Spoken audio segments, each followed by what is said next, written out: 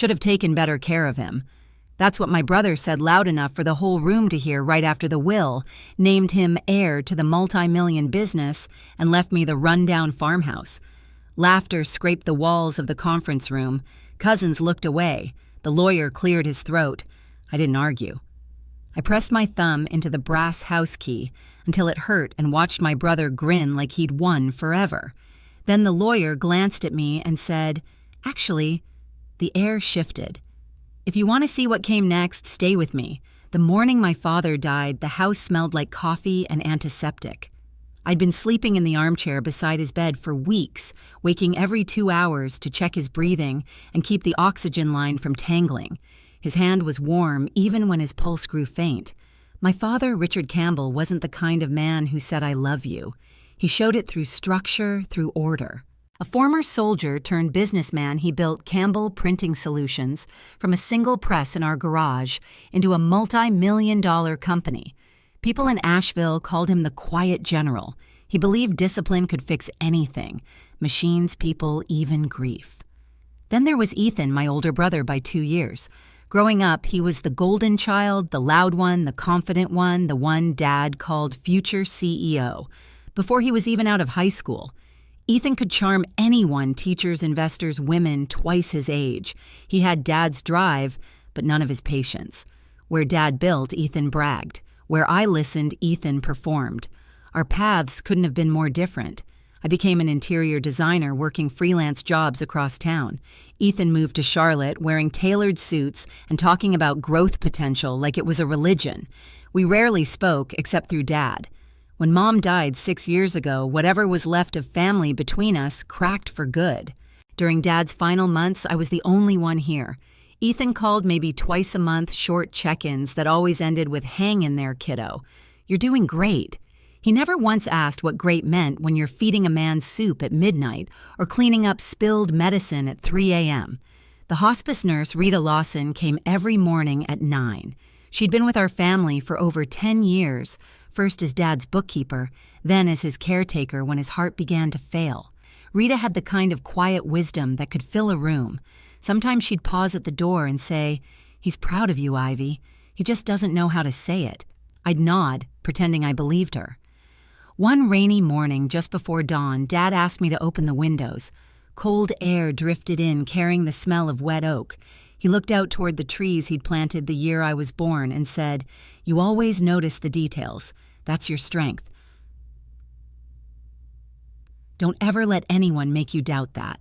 He passed away 2 days later quietly, like he'd finished the last line of a long letter. At the funeral, Ethan arrived in a charcoal Tom Ford suit and sunglasses too dark for the cloudy day. He moved through the crowd like a politician, shaking hands, thanking guests for their support. When people offered condolences, he turned every sentence back to the company, Dad's legacy, the future expansion plans. I stood near the casket, feeling invisible. After the service, Ethan clapped me on the shoulder. "You handled all this well. Dad would have been proud." Then he smiled, half sympathy, half ownership. 3 weeks later, the lawyer called us in for the will reading. That was the day Ethan's laughter filled the room, the day he said it. Should have taken better care of him. But the truth, my father had already taken care of me, just not in the way Ethan would ever understand. The office of Morrison & Associates smelled like furniture polish and old money. The mahogany table stretched longer than necessary, its surface shining under fluorescent light. On one side sat Ethan Legs, crossed cufflinks flashing his confidence, filling the space like cologne. On the other, me holding my bag in my lap, trying not to stare at the framed certificates that said "Excellence in Estate Law." The lawyer, Mr. Harrison, had been with our family for decades. He adjusted his glasses, cleared his throat, and began reading. The words came out dry and formal, like someone peeling tape off an old wound. To my son, Ethan Campbell, I leave Campbell, Printing Solutions, including all its assets, accounts, and operations valued at approximately $4 million. I heard a faint whistle, Ethan's, of course. He leaned back, smirking like this was his coronation day. Then Mr. Harrison continued, "To my daughter, Ivy Campbell, I leave the family farmhouse at 17 Oak Street, including all belongings within." Silence. Even the air conditioner paused. Ethan let out a short laugh. The farmhouse. The one with the roof caving in. He turned to the lawyer, pretending to whisper, but loud enough for everyone to hear. Guess she gets what she put into it. A few awkward chuckles followed. I didn't move. I just stared at the line of text on the document as if maybe I'd missed something. An addendum, a clause, a reason. But there wasn't one. Mr. Harrison's tone shifted, almost apologetic. That concludes the reading. I signed where he told me to the pen, trembling only once. Ethan stood, stretched his arms, and said, Well, that's that. Guess Dad knew who could actually handle responsibility. I wanted to scream, to ask why Dad, who'd watched me stay up nights fixing his medication charts, thought I deserved nothing more than peeling paint and unpaid taxes. But instead, I gathered my bag, nodded politely to the lawyer, and left. In the hallway, Ethan caught up with me. Don't take it personal, he said with a grin that wasn't kind. Next time, try not to play nurse. Maybe then you'll get something worth keeping. That was the moment the air left my lungs. He walked away, whistling his phone already pressed to his ear, talking about mergers and board approvals. I stepped outside, the late afternoon sun hitting my face, and looked down at the brass key in my hand. It was heavy, warm from my palm. I didn't know why, but I couldn't let go of it. Maybe it wasn't just a key to a rundown house. Maybe it was the one thing my father wanted me to find. The first night back at the farmhouse felt like stepping into a ghost's memory. Dust floated in the air like slow snow. Every board creaked. The kitchen still smelled faintly of Dad's pipe tobacco, though he hadn't smoked in years. I set my bag down on the counter, opened the faucet, and watched brown water sputter out. This was what I'd been left with. Rot leaks, silence. I walked room to room, tracing the outlines of old photographs still hanging crooked on the wall. Mom smiling beside the oak trees. Ethan at 10 holding his first trophy. Me smaller off to the side, almost cropped out of the frame. In the living room, I sank onto the sofa and replayed Ethan's voice in my head. Next time, try not to play nurse. It wasn't just a jab. It was his way of confirming that he'd won, that Dad's last act had chosen him. For the first time in months, I let myself cry. Not loud, just steady. The kind of crying that empties you out enough to start thinking clearly again. The next morning, sunlight poured through the gaps in the curtains. I made coffee in Dad's old percolator and wandered into his study. The desk drawers were organized the way he'd always kept them. Pencils lined up, invoices stacked, everything in its place. But when I tried to move the desk to sweep behind it, something shifted. A hollow sound echoed from the wall. I froze. Knocked once. Hollow again. 2 feet to the left solid. My pulse picked up. I crouched down, running my fingers along the baseboard until I felt a seam, a narrow strip, where the paint didn't quite match. I grabbed a screwdriver from the toolbox, pried it open, and revealed a small metal panel with a keypad. A code.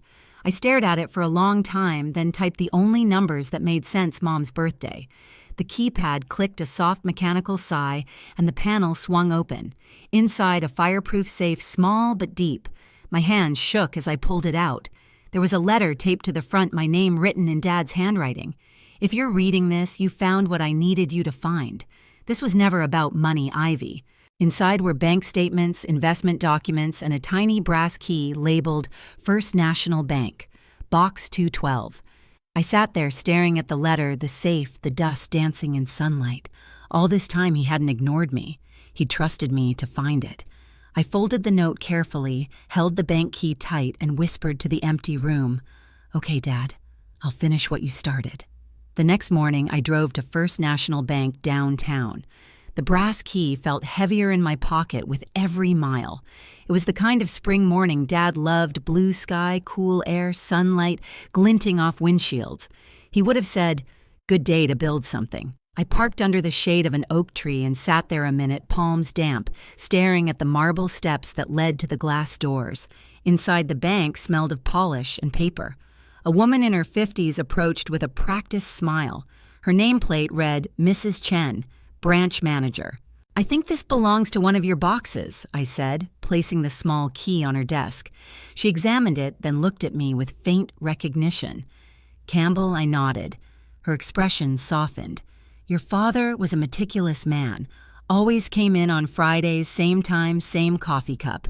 She guided me through a set of heavy doors into the vault area. The walls hummed faintly from the climate control. We stopped in front of a small safety box marked 212. "Take all the time you need," she said, and left me alone. The lock clicked with surprising ease. Inside were neatly stacked folders, sealed envelopes, and one flash drive. The first folder was labeled Investments 2003 Tuning 22. Each document detailed shares, bond certificates, and accounts I'd never known existed. At the bottom sat an envelope with my name. I opened it slowly. "Ivy, if you're reading this, you passed the test I never could give your brother. Ethan has always measured worth by applause. You've always measured it by effort. I built my company for him to run, but I built this for you to understand. Inside this box is everything I've saved since you were 10. It's yours. Use it wisely, quietly, and never let arrogance touch it. You were my balance. Make me proud. Love, Dad." The numbers on those statements blurred before my eyes. $3 million in total value. Enough to rebuild the farmhouse, pay debts, and live without fear. But more than that, it was proof. Proof I wasn't invisible. I pressed my hand over my mouth and laughed just once, shaky and low. That afternoon, I called Mr. Harrison. "I need to meet," I said.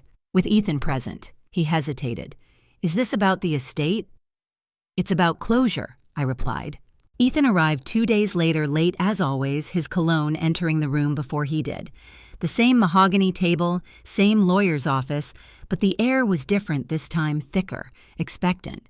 I sat across from him, calm, a folder in front of me. He dropped into the chair, flashing that practiced grin. "So what's this about?" "Finally decided to sell the farmhouse." Mr. Harrison folded his hands. "Actually, Ethan, there are a few matters regarding your father's private holdings that need to be clarified." Ethan frowned. "Private holdings? Yes." Mr. Harrison opened a second file, the one I had handed him earlier. "Your father maintained a separate trust not listed in the initial will. He instructed that it be disclosed only once certain conditions were met." Ethan's smirk twitched. "What conditions?" I spoke for the first time. "That I find it myself." He laughed. "You find what?" "A couple of old bonds." Mr. Harrison adjusted his glasses. "Not quite. The trust includes diversified investments, property deeds, and accounts totaling over $3 million, all of which belong exclusively to your sister." The words hung in the air like a bell strike. Ethan's face went pale. What Mr. Harrison repeated it slowly. "Your sister, Ivy Campbell, is the sole beneficiary of your father's private trust." Ethan turned to me, voice cracking. "You knew about this. I found it," I said simply. "In the house you laughed at." He blinked, shaking his head. "No, Dad wouldn't. He wouldn't hide something like that from me." Mr. Harrison sighed. "He did. He wanted to see how each of you would handle what you were given. You were left the company, Ethan. Your sister was left the house." Ethan slammed his palm against the table. "That company was a disaster. He set me up to fail or to learn," I said quietly. He spun toward me, fury creeping into his face. "You think this makes you better than me? You got lucky." I met his eyes and saw the same boy from our childhood, the one who always needed to win, no matter the cost. "No," I said. "I got tested and I passed." Mr. Harrison cleared his throat, his voice steady. "There's one more letter your father asked me to read aloud." He opened an envelope, unfolded a sheet of paper. "To my children, Ethan leadership isn't control. It's responsibility. I gave you the company because I wanted you to build, not boast. Ivy, you understood value without ever chasing it. You saw things others overlooked. That's why the future belongs to you." The room went silent. Ethan's jaw tightened. He left me a sinking ship, and her a fortune. "Maybe he just gave us what we deserved," I said. His chair screeched back as he stood. "You think this is over?" "It already is," I said, standing too. "The difference between us, Ethan, you think money proves worth. I think choices do." He stormed out, slamming the door so hard the diplomas on the wall rattled. Mr. Harrison gathered the papers quietly. "Your father would be proud, Ivy. Not for what you inherited, but for what you didn't lose." I smiled faintly. He always taught me to build from the ground up. A week later, I drove to the farmhouse again. The sky was turning orange, the fields humming with crickets. I walked up to the porch with a can of paint in one hand and the brass key in the other. The lock turned smoothly like it had been waiting for me. Inside, the light slanted across the old wood floors, illuminating dust and memories. I spread the papers from the trust across the table, sorting through plans, receipts, the letter. Ethan called that evening. I almost didn't answer. But curiosity won. His voice was strained. "Ivy, the company's bankrupt. Payroll bounced and clients pulled out. I need help. Just a loan, something to keep it afloat." I stared out the window at the oak trees swaying in the twilight. "Dad gave you a company worth millions," I said softly. "You could have made it work. I didn't have time. There were mistakes. Then fix them," I said. He went silent, then hissed, "You always thought you were better than me." "No," I replied. "I just learned from him." "You didn't." Before he could answer, I hung up. I set the phone down and picked up Dad's letter again. The words blurred slightly in the dim light, but I didn't need to read them. I already knew them by heart. He hadn't abandoned me. He trusted me. The farmhouse might have looked like decay from the outside, but inside it was a foundation, a place to start over. I walked out onto the porch, the same spot where he'd once told me precision is respect. "Thank you," I whispered to the night. Somewhere beyond the fields, thunder rolled faint and distant like applause finally reaching its echo. 2 years passed before I realized the silence around the farmhouse no longer hurt. The roof no longer leaked. The paint gleamed soft white under the morning sun. The place Ethan once called a dump had become the headquarters of my small design firm, Oak Street Studio. Clients came from nearby towns, drawn to the warmth of spaces built by someone who understood repair. People said I had Dad's hands, careful, steady, capable of turning something broken into something that lasts. Ethan's name came up now and then. Rumors drifted through cousins or old coworkers he'd moved to Charlotte, taken a mid-level sales job, sold his cars. The empire he bragged about was gone piece by piece. I didn't feel triumph, just a quiet kind of justice. He'd been forced to live the lesson Dad had written for him. Leadership without humility always collapses.